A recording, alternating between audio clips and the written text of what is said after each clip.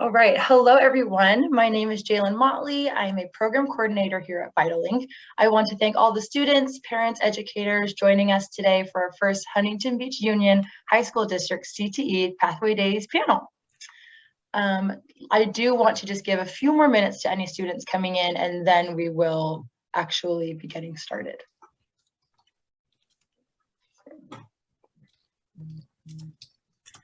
And while we wait, I want to thank our great group of panelists for giving us their time to be here and speak to you all. I am really excited to hear what they have to share with you guys. The chat room will be open for any students or educators to ask any questions, and I will try my best to work those into our discussion. And if not, hopefully the panelists will see and they'll be able to give you an answer in the chat. Then it could be available for everyone to see. And before we get started, there are a few quick announcements from Marilyn Cunning, and I will give her the floor real quick. Okay, thank you so much, Jalen. My name is Marilyn Canine, and I am the Huntington Beach Union High School District Career Technical Education Facilitator.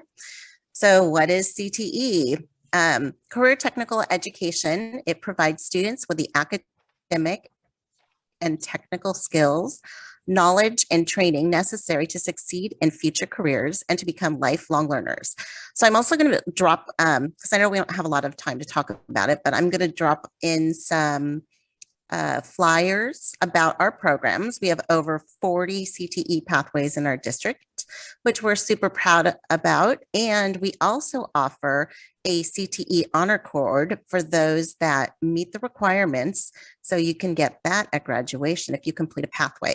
So, and we also have a link tree so you can follow us on social media. So let me drop that in first for you.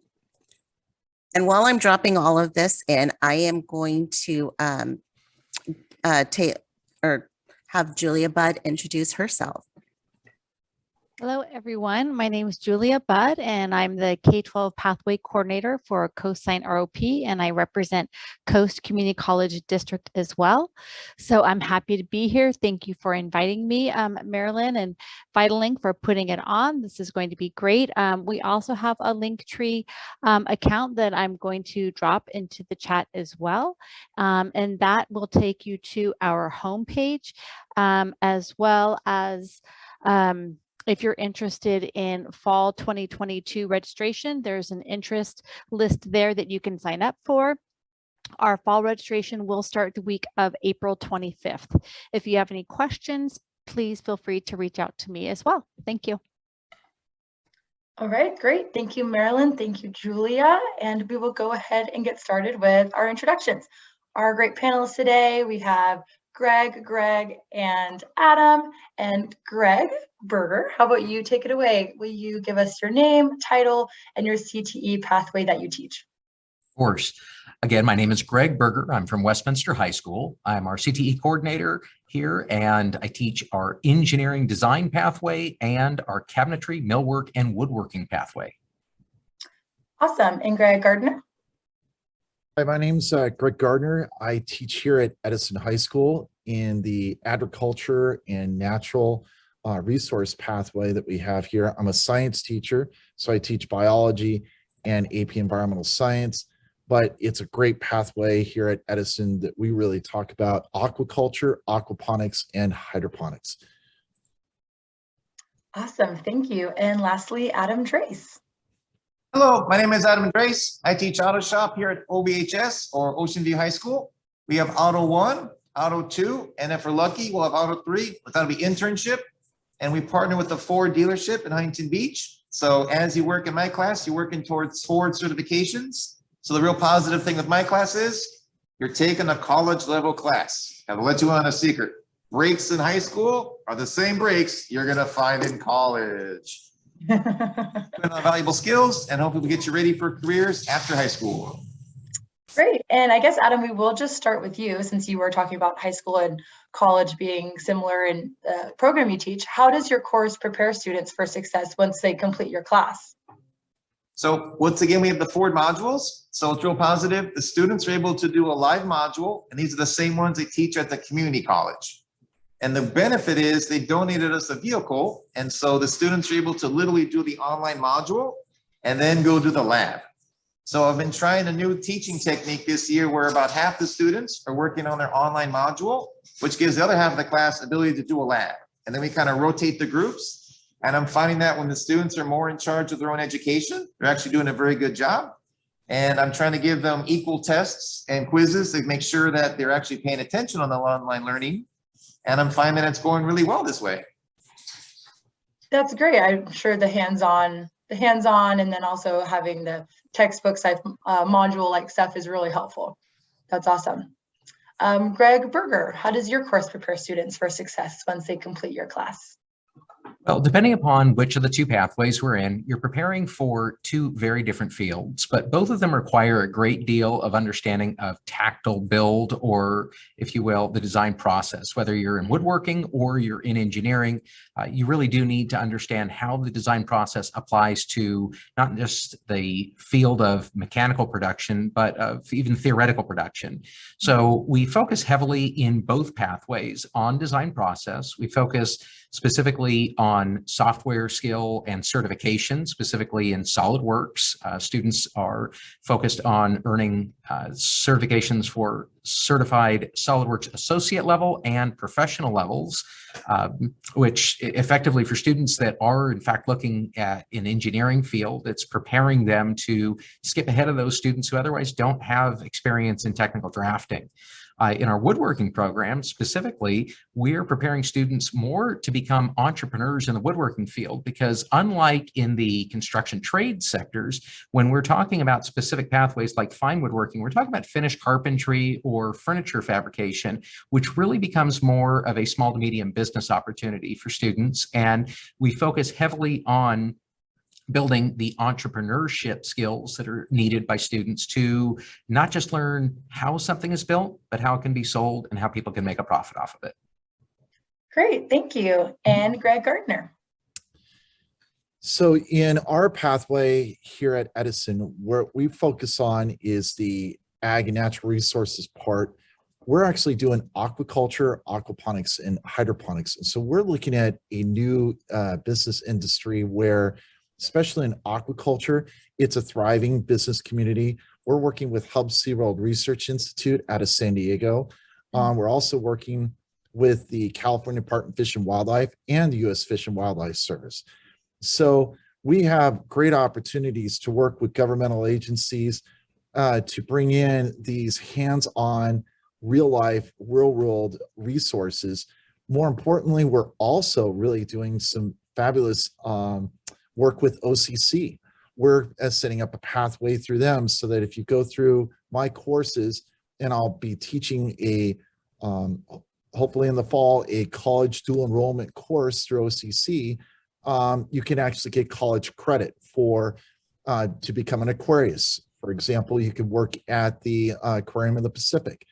And through that Aquarius program, you would take my courses and then from there move on to OCC and take your certification exams there.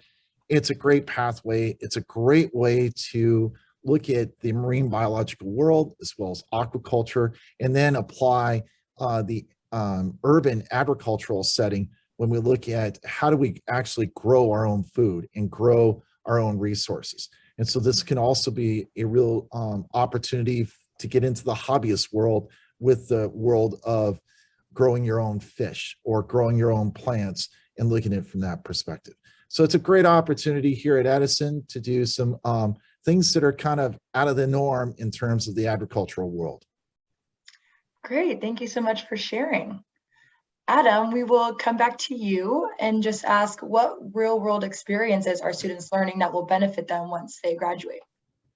Auto Shop has a lot of unique opportunities. For example, we are part of the UCI Performance Engineering Race, as well as Mr. Berger at Westminster High School. And together we tag team for the Huntington Beach Unified School District, where students will literally build a go-kart from the ground up. And so for real world experience, they'll get a full knowledge because they're actually gonna have to do everything. They'll figure out suspension, weight, electrical items. So real positive that way. Also on our site, I co-chair and help out our FRC robotics team, which doesn't have as much to do with automotive, but still we're looking in ways we can try to get more students involved in FRC robotics. And that's definitely going to prepare you for life in the future. So we got 2 Boeing mentors helping us out. And we've also got the Boeing internship. So that's really positive that way. And the third thing we've got going on other than Auto 1 is auto engineering. And that is where the students are going to design things, for example, on the 3D printer. That's like half the class does the go-kart items. And then the other half of the class are like building custom things for the vehicles, or mostly working with vehicles as well. We work on staff cars, parent cars. So we try to run the shop like a real shop. So the students will work on real people's cars, real problems. And so far, so good. We haven't hurt anyone's cars, and I still have all my friends. So That's awesome. And that sounds really fun for the students. I like that. Thank you for sharing. And Greg, real world experience, are students learning that will benefit them from your pathway? Sure. So it's quite a lot of similarities between what the students over at Ocean View have with regard to the Energy Invitational. We do focus quite a bit on the design side, obviously, of our vehicles and fabrication. So in addition to students literally coming up with ideas from scratch, real fundamentals for coming up with a solution to a problem that they themselves are putting themselves in risk, in places of hazard, if you will. They're jumping into those cars that they're building. While we definitely make sure that they are safe before they get in them, they are definitely going to learn what it means to fail, and a lot of times how they need to overcome those challenges so that they can succeed after those failures take place. But beyond the experience there, we actually get into certain engineering challenges when we see campus projects taking place. And so we try to integrate with a variety of departments, kind of like, honestly, more of a consulting fashion, where students get involved in something from another department and are fabricating something for a different department here on campus. Sometimes it's for social events, sometimes it's for sporting events, sometimes it's for district-wide events. We build stages, we build small bridges, we build structures that are used for student competitions. When it comes to our woodworking class, we get involved actually and cross over with our agriculture program. And for quite a number of different, we continue to build either hydroponics tables that are used, personalized test stations where we're actually experimenting on a small scale with aquaponics and building kits, if you will, for those programs. We get involved in teacher projects for classrooms when a teacher has specific, a lab to do, let's say, in science, and they don't have the facility to necessarily fabricate what they need to for that. So it works more along the lines of a fabrication shop almost in both the engineering and woodworking pathways, where the kids are really being tasked with specific responsibilities and being held accountable for their performance in real time. Yes, absolutely. Thank you. And Greg, I heard you did kind of reference real world experience in your last answer, but was there anything more that you wanted to mention about real world experience that students are learning in your pathway? Yeah, just to add a few other things with real world experiences, it's the things that they learn in my course pathway will be able to help them actually, they'll learn how to do water quality, which is so important for our different tanks environments that they're doing. You're almost become like a mini fish hatchery manager, where you're managing different types of systems. And then on top of that, you could also be an agricultural manager, managing the different types of crops that you're growing out in our outdoor lab. We have two different types of labs here at Edison. We have an indoor lab and we have an outdoor lab. So both are places where students can experience unique opportunities to do hands-on, real-world, real problem solving and critical thinking experiences that they're going to have that, and it's unique from what the farm is like over at Westminster High School. It's a different type of agriculture completely. And it's where students actually get a chance to design tank systems and have to think about the like what Greg Berger's talking about in his design engineering process. Well, we design and engineer our systems for how flow works through our system. What are the living components that are needed in order to manage this system? And so we have resident experts to come in and talk to the students about being providing life support systems for this. And so that's why we're working really closely with OCC to really establish a high school to college career pathway. So it's just great opportunities to do great stuff. Yes, absolutely. And I will just go ahead and get you started on the next question. Do you help students identify volunteer opportunities or internships? So are you talking to Greg Gardner or Greg No, yes, Berger you. or Adam Trace? Greg Gardner, just you. Okay. All right. So thank you. So yes, we have great opportunities for students to volunteer within our lab facility, but then we want them to go outside our areas. And so there may be an opportunity at one of the local hatcheries that we have, like down in San Diego, or maybe we're doing something with raising our rainbow trout or a white sea bass system. Are there internships involved with that, with maybe through the California Department of Fish and Wildlife or through U.S. Fish and Wildlife? So there, we may have internship opportunities with Shoemaker Island over in Upper Newport Back Bay for students that can actually do more and get more experience so that they can feel more comfortable moving into a career role as an aquarist, or if they wanted to go on further and actually go into aquaculture or be a marine biologist, they have the stepping stones to move into a Cal State Long Beach or Cal State Monterey. So, you know, we have plenty of opportunities to get involved. It's just how you want to get involved and what time and effort do you want to put in, because colleges and universities are looking for those that are going to distinguish themselves, and what type of leadership opportunities can you bring in.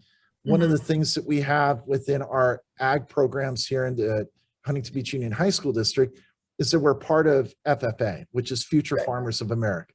So that's a great organization for us to be able to establish leadership opportunities through that. And it's just a great way to take what you're learning and apply it and move it on. Yes, thank you very much. Adam, in your auto tech program, do you guys help identify volunteer opportunities and internships for students? We tried. We are slightly limited because generally they'll take them at 18 or over. So as Okay. but we do have Skills USA, and we also have Kata. So with Skills USA, we have not really joined many of their competitions yet, but as we're getting some stronger students, I think when we're getting more willing to go out there and try that out, definitely. And then we've had a few kids this year try the Okada test, and so far they're going to go off and do finals work, so I don't have, they're in progress. And we also have a few opportunities to like the local community, like local car clubs and whatnot. And then once we get our internship a little more settled with Ford at Huntington Beach, then students will be able to come from our school, finish their day, and then go work as interns at Huntington Beach. But we still are on the agreement in terms of like transportation and all that. But the goal is to give kids more opportunities after school or even during school to go see the real world and hopefully help out the community as well. Great, thank you for sharing. And Greg. Well, I bring in our CTSO, Career Technical Student Organization, again, specifically with our woodworking pathway. We've had a couple of different volunteer opportunities, one which is now a couple of years old, but we still are getting contacts through that event. Back in 2019, we were able to go up to the Rose Bowl with we were one of 8 total woodworking pathways in Southern California that worked collaboratively. And we've got plenty of photos to share of our students physically building bunk beds, literally for those people who lost their homes in the Paradise fires. As a result of that, we've made multiple connections where students have had individualized projects in the shop, and they're literally building for people out in the community because they learned of what we did, and we were able to continue the kind of a connection, an informal connection between what is needed locally and what we can provide. When it comes to internships, or the closest internships aren't necessarily in my woodworking pathway, especially in the fine woodworking and finish woodworking type or finish cabinetry type paths. We've got an issue with regard to workers' compensation insurance and the allowance of minors to be working in those environments. So internships in that area don't necessarily come up very often. However, we do have multiple internships in our engineering pathway, and we've successfully placed students who are now not just working as interns, but as full-time college employees at companies like Boeing.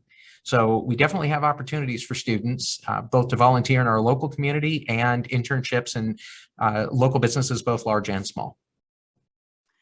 Great, thank you so much. And I just want to bring a question back to you, is just what 3 skills will students be prepared with before attending college? The first part is awareness. It's mindfulness. I think there's a lot of focus on soft skills that are built, and I hold every one of my students accountable, but I also make sure that every one of them realizes that they're human beings and human beings make errors. And the beauty of the engineering design process is that it never ends. And so students need to learn never to give up. So ultimately, I'd say probably the most important of the 3 skills that I teach to all of my kids really has to come down to building grit. The ability to finish, to persevere. And so being aware of what their role is in the process of a project is critical. And so teaching students specific responsibilities within the shop, outside of the shop, and how the impact of what we're doing in the shop has on our immediate ecosystem. We focus a lot on awareness of waste and trying to design something so that we understand what we call cradle to cradle engineering, from the point when it literally comes from our idea until the time when we have otherwise disposed or recycled whatever that product or idea was. There is an entire cycle that needs to be addressed. And so I try to teach that specifically. And realistically, every one of my students walks out of the program knowing that they shouldn't have to fear trying something. And so I would say readiness, let's call it that. I liked those. Thank you so much for sharing your opinion on this. You bet. And Adam. A tough act to follow. It's good stuff. What are 3? So sorry. I would definitely agree in the sense that my job as an elective is to get the students ready for life after high school. So what I want to do is create a fun atmosphere for the kids to enjoy and feel safe and loved, but also get them ready for responsibility of life after high school. So for example, we work on like resume workshops a little bit, so trying to get them employment. Other things we work on is just common sense. And I really do mean common sense in the sense that if you come into a classroom, you teach your kids like a syllabus, maybe you should read those sort of things, if you know what I mean. So a lot of it's also like being on time in terms of like tardies are not necessarily accepted in the workplace. So once again, I think my biggest thing is like put all 3 into one is basically trying to run my class. Yes, like a fun high school fun campy class because it's elective, it's got to be fun. But also we got to sprinkle in how we can prepare the students for when they leave high school, you're on potentially. So we really got to the skills of, all right, I can fill out my resume. I can read documents and fill out things that way or like letters or whatnot. Because the students cannot apply or do things with applications, they've got some problems. So I would agree, end of the day, get the kids ready for life after high school and let them figure out what they need. And then hopefully they have the skills needed to pursue their dreams. 100%. Thank you. And Greg Gardner. So yeah, the 3 skills that I would want them to go away with taking my class is 1, being able to problem solve and being able to look at a problem and being able to kind of learn how to go ahead and go through the methodical steps to get through the problem and solve it from there. Second one is like what Greg Berger talked about. It's okay to make a mistake, but learn from the mistake and move forward with it. And life is a series of mistakes that you can make, but if you learn from them and move forward, that's even better. And the last one is, how do you communicate your ideas and your thoughts to your team that you're working with? Teamwork is huge. And how do you connect with each other? Because if you can, writing is awesome. You have to be able to write, but being able to communicate your thoughts concisely and moving it forward in a positive direction, and providing positive feedback is critical to any type of team that you want to work with. So yeah, those are my 3 skills that I would want to instill in my students before they leave my course. Yeah, and those are great ones. So the teamwork one, that will carry on with you in your personal life, your work life, until you're X years old. That's always an important one. So thank you for sharing that. And in your program, do you have any student success stories that have come from being taught by you and your pathway? Yeah, actually, I've had 2 students, actually more than that, 2 especially have gone on to, one's gone to USC's to become a marine biologist, and is starting to work with the Wrigley Marine Institute out of that's on Catalina Island, and because of our program there. Yes, another one went to the University of Hawaii. Both are women, and she is now working on her graduate work with NOAA, the National Oceanic and Atmospheric Administration. So what I'm excited about is if I can instill student success and be able to move them forward and feel that they have a voice, that they have purpose, and they can find their pathway of what they want to do with their lives. Hey, we've all done our jobs, and that's great. Absolutely. And kudos to you and those students. That's awesome. Yeah. That is so amazing. Adam, do you have any student success stories to share with us? We do, kind of in different areas. My favorite one has not as much to do with auto, but our first aid component. So part of my classes, we teach like American Red Cross first aid. Not all of it, but we got to survive my class in an honest way. I taught all the kids like the Heimlich maneuver. We didn't actually really do the Heimlich maneuver, but we taught them, and it was a good lesson. Other first aid. We went on Thanksgiving break. Kids come back. It's more like the weekend wrap up. What happened over the weekend. And one of my kids was super excited. Really, he was shaking his desk. Really want to share something more than usual. All right, bro. What you got? He's like, I saved my grandma's life. We're like, tell us more. But apparently, family's having Thanksgiving dinner, and the grandma started choking, and he's like, I learned this in auto, and ran and gave the Heimlich, saved grandma's life. So indirectly, I think my class has saved at least one life. Nice. Definitely take that. That is a good one. We've had more related auto though. I've had my own alternator totally shorted out my electrical system on my own personal car. AAA because I wasn't dealing with that. I'm smart enough to get AAA sometimes. And one of my former students was my tow truck drivers. Nice. Oh, funny. Talking that. And then quite a few of my other students get jobs like local shops or the tire shops. They're kind of fun. They'll stop by and kind of brag about what they're doing, and they'll look at what we're up to, and they're like, I used to be like you, kid, so. Yeah. Back and share, because when the other kids see them, their success, they're like, hey kid, stay in school, do the right things. They hear them better than hear from us. And when they see someone successful, that helps even more so. So real positive. Awesome. Those are all great. Your class has saved a life. A lot of people could say that. That's awesome. And Greg Berger, success stories. Yeah, I don't know that anybody in my class has saved a life yet. At least if they have, I haven't heard that from them back. So I can't say I've contributed to that. So right now, I got to tell you, Adam, that one's a topper. Yeah, success stories. I've had quite a number of students that have come back to visit with, and I love when my students come back to visit because it is the best evidence of whether or not the program is working.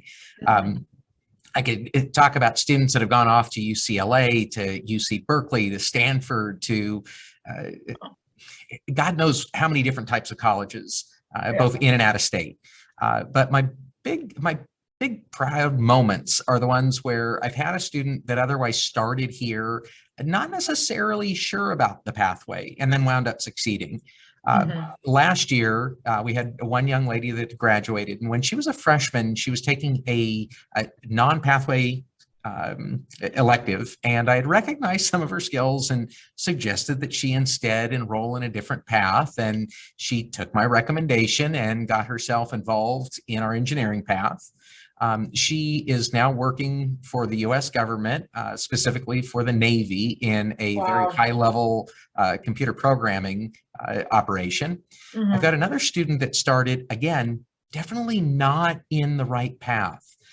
She was in the engineering path and said, I'm not sure if fabrication or mechanical engineering is my thing, but I'm going to try it. And she did. But I really recommended, I'm like, you seem to do a little bit better with your programming. And she followed through with her computer programming and was one of the first students through our Boeing internship that actually published a book on how to computer program.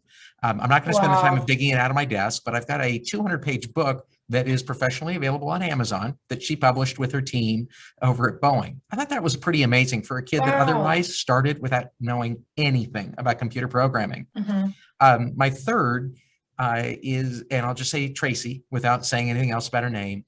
Tracy is one of our most successful interns over at Boeing. And I focus a lot on our interns at Boeing because the students that really succeed, they do head over there. Tracy started her high school internship as a junior at Boeing, was quickly recognized for her absolutely exceptional work and her ability to follow through really more than anything and be humble about her own failures. She now a sophomore in college is a full-time employee of Boeing and attending college at the same time in an engineering lab. So I'm pretty proud of those girls. Coincidentally, like Greg, they were all girls. I'm not sure if there's a correlation there, but they were really successful. But I do have, I've got a number of students in our woodworking pathway that literally have come back and said, hey, you know something, I went to work and I did not, in fact, become a furniture maker, but now I'm doing finished carpentry. And specifically, I've got one right now that's a senior who last year got hired on with the firm. And now he goes out to work as an apprentice for the finished carpenter of a very large firm that installs local cabinets. So I've got people that have taken both paths. I've got people that are currently here and people from the past that are successful. And really that feedback, when they come back and they tell us, this is what we're doing, this is where we went, it really does provide our students that evidence that if they can actually follow through and finish our pathways, which doesn't take that much time, they really are setting themselves up for a good future. Yeah, and I think that's awesome that they have educators like you, Greg, Adam, and Greg Gardner that they can trust to go to, and they're confused and they don't know what to do, and that they can trust that you guys will try to lead them in the right direction because you guys know the most about the pathway. And that's awesome that students have that trust in you guys, that you guys will help lead them in the right direction, or if they do take your pathway, that you'll do everything you can to get them ready for college. I think that's really special. Thanks. All right, Greg Gardner, we're going to get started with our last question of the panel. And just what advice do you have for students who are interested in enrolling in a CTE program, but not sure which pathway is best for them? Try it out and see what it's going to be like for you. The best thing is you've got to try something. It's okay to change because, but try to find a path that is going to be something that you will enjoy for the next 3 to 4 years when you do it. And if it's okay to change is good. Think about just be the agent of change and you will succeed. Great, thank you. Adam, any advice for the students that don't know where to start? The most important advice for all students is to pass your classes. As an elective teacher, if you do not pass all your classes, not in a mean way, they will reduce your electives and make you repeat or take your academics. So number one, pass your classes the first time and have an easier time that way. Then you can have the option of electives. That being said, I would agree with Greg Gardner as well. Find something you're interested in. If you think you like cars, try my class. You don't like it, you can always rotate. I think some school sites, I'm going to try to start this maybe for next year. We're going to try this like a sampler pack, if you want to call it that. You take like a quarter of photo, a quarter of auto, a quarter of construction tech, a quarter of culinary. And we want to try like a rotation idea. That's got some good direction. We still got to work on it some more, but that's one thing I'm trying to bring to the table, try to change it up to give you guys more options. Because I would agree, it's kind of hard once you pick one, if you're a sophomore, to keep it going. But and I would agree with Greg, trying different things, you don't like it, change again, it's all right, it's gonna happen. Yeah, easier to do it now than in college when it's costing you lots of money. And lastly, Greg, any advice from you?